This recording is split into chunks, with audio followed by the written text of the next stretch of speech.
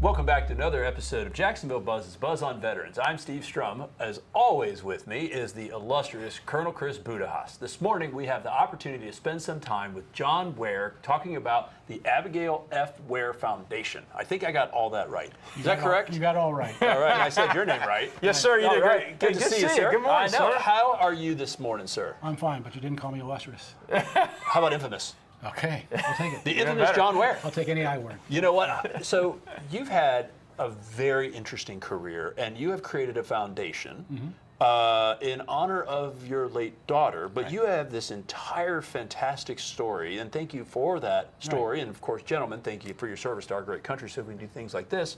Tell us a little bit about yourself, sir. Okay, well, I started out, went to the U.S. Coast Guard Academy, graduated in '73, and came out as a drug interdiction specialist.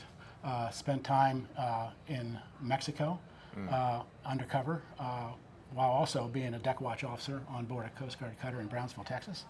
And one of the neat stories we had was when Juan Pablo Escobar, before he was a big dude, he was a mule in Mexico. And we arrested him quite a few times. Interesting. But back in those days, the drug laws were kind of namby-pamby, and he was let go as everybody else was. And so it was just a cat and mouse game for many, many years.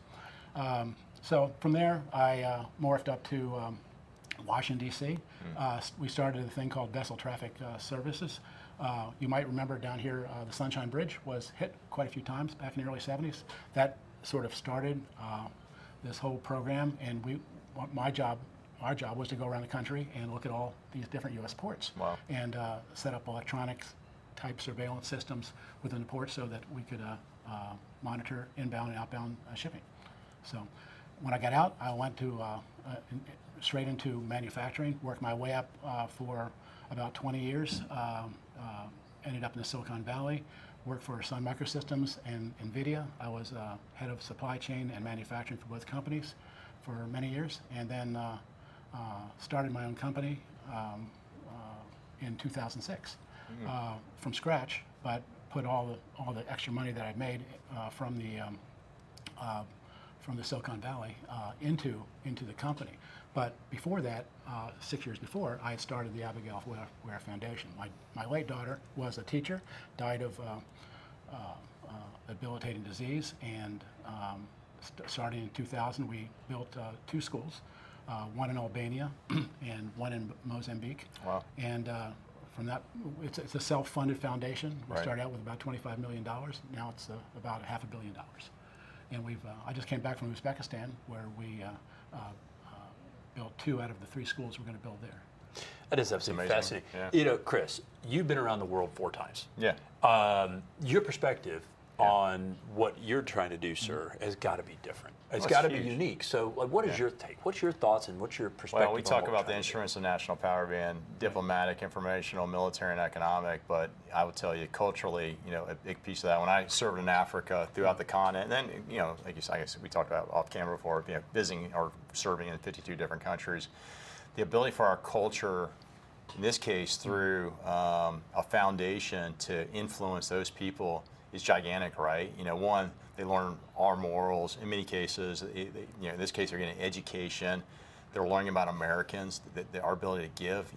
What other country in the world does what we do? There's very few nations that do that, and I applaud you, because I saw through my personal travels in 19 different African nations where you had different, either the Catholic Church or Baptist Church or other affiliations on the continent, truly changing the trajectory of generations of people in that region, and that's magnificent to see that happening. Yeah, but here's the thing. When I was in business, one of the things I did, and I was pretty good at, was going into a country. We were Sun Microsystems was one of the first companies to actually go into Asia and build manufacturing plants. So we built the first manufacturing plant in Hyderabad, India. So over time, I was able to learn how to do business in any country within a 2 or 3 week period. Who to talk to, the bankers, the lawyers, the people, everybody, from the top political dogs to the people taking money under the table. Right, and you have to know these things. So when I started my foundation, it was a Swiss foundation. It still is. Swiss foundations are easily start up, and you need, when you have a Swiss foundation, it's only for the public good.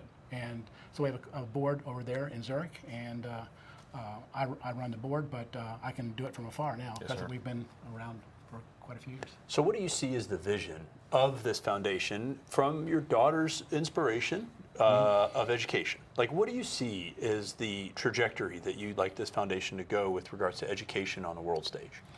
Well, it really depends because every country is different. We go in looking to help whatever region, whatever country we're in.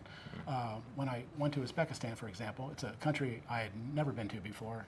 Hardly any Americans ever been to before. Only about maybe 1.5% of travelers have ever been there. But it's a beautiful, beautiful country. But they have needs. They have educational needs. And once you understand what those needs are, you can start addressing those. So when we build these schools, we literally build them from scratch with our money. We don't ask for any money from outside. It's all self-funded from us. Then we actually run the schools. We staff the schools for 3 years, and after the 3-year period, we oversee them for another 2 years, and then turn them over to the educational authorities there. Oh, wow. Yeah. It's So fascinating. you're almost teaching them how to fish, right? I mean, Teach them how to fish. Yeah. That's awesome. Yeah. Here's more to address your question. When I go into a country and I see the way people are educated, kids are educated especially, it's really sad. I'll pick Uzbekistan again. If you go into any of the schools there, the kids all have their heads down. It's ex-Russia. Most people speak Russian and 5 other languages. In fact, it's the only country in the world I've ever been to that English is not either the first, second, or third spoken language. Okay. And I'm a certified English teacher, TEFL, teaching English as the foreign language teacher. So when I go in there, I can ascertain what really needs to be done. So when we bring the kids into these schools, we hire teachers from there who will agree to treat the students more or less in the Western way, okay? Right. European English American way, and that is a boon to the educational system over there.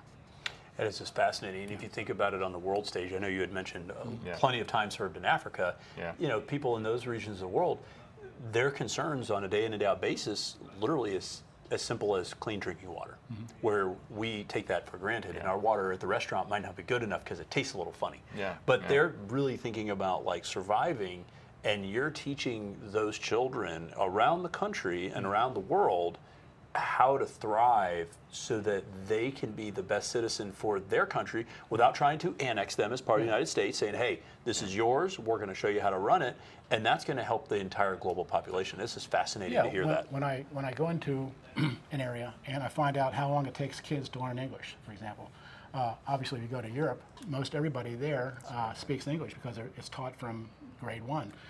And ironically, it's still taught from grade 1 in Uzbekistan, but many of these kids do not know how to speak it because they keep getting shot down every time they make a mistake, so they just shut up. Okay.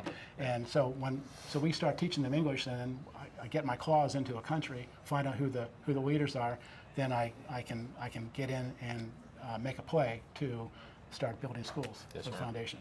The whole process takes about a year to do, but once you do what you have to do, then the next year is spent getting the materials and everything in country and building. Absolutely fascinating. Well, Guy, I mean, the only thing I can say at this juncture is, of course, thanks you guys, thanks both you gentlemen for your service to our country, but you know, thank you for what you're doing to be a good citizen and steward of the world. You're not just giving your dollars, you're giving your time, your talent, and your treasure to help people that may never have the ability to say thank you. Right. Yeah. I was brought up, only a day after D-Day, right? My dad was in D-Day. His twin brother wasn't, but he was a paratrooper before the first jump. Okay, and he jumped in. He had the unwarranted distinction of being one of the last people killed in World War II. So it really brings a tear to my eye when I see how Americans are treated around the world, because many times they bring it upon themselves, the ugly American type of thing. So I like to go out and, we were all brought up as Quakers. I don't know if you know that much about the Quaker, but the Quaker religion, if you want to call it that, is basically very altruistic. In fact, many Quakers just do not like money. Okay, I even have Amish people in my family tree. So we give everything back. It's just I like money, but I don't love it. Okay, I don't Yeah. need it. Don't need to have it. So everything goes right into the foundation, and that's the way it's always been. That's Thank you very much. fantastic. Yeah, I appreciate There, it. we could probably go on for an hour about all this stuff, but what we'll do is we'll make sure to post all of your content on the Daily News Network, which is our website. Thank you so much for joining us today, and Chris, as always, my friend. Yes, sir. Everybody Good to see here you. that's watching us, thanhanks so much for joining us. If you like us, share us, and remember, live with gratitude.